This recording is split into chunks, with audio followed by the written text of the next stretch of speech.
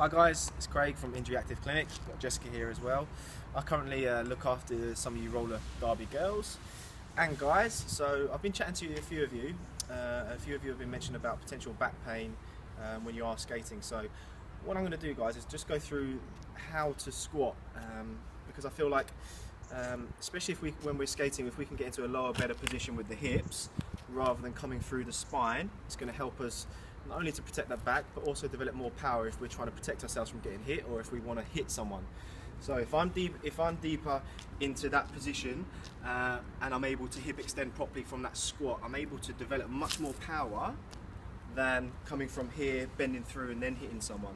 So if we can get in that better, safer squat, more power from the glutes is going to give us, much more power into that hit and much more stability when someone's going to hit us. Okay, so what I'm going to do is go through the squat with Jessica.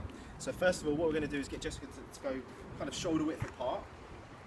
Okay, that's not going to be our strongest position. We're going to use those arms to come forward to balance. And what we're going to do is we're going to shoot the hips back first and try and keep the chest up as our hips are going back. So firstly, if I get Jessica to go down, as you can see here, what Jessica's doing, her hips went back first. Her hips went back first, there wasn't an early knee bend. Hips first, and she's maintaining that chest up and down. And what we've got is a nice flat back here in that bottom of the squat position. So this is going to really protect that back. So obviously when we're skating, we don't have to go as deep as this. We can come up slightly, and then we're able to develop much more power coming from this posterior chain into that hip. It's going to protect that back so much more. Okay, stand.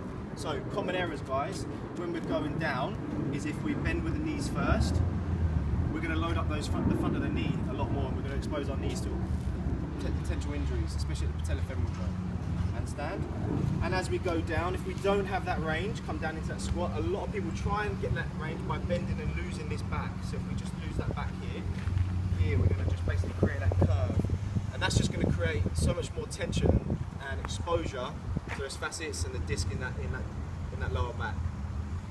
So what I do, guys, is I do a bit of a write-up with this now, but it's basically just to make sure that when we're squatting correctly, and that's where we can probably transfer that squat into the skating to be able to hit or to defend. You're a much harder target to hit if you're a bit lower.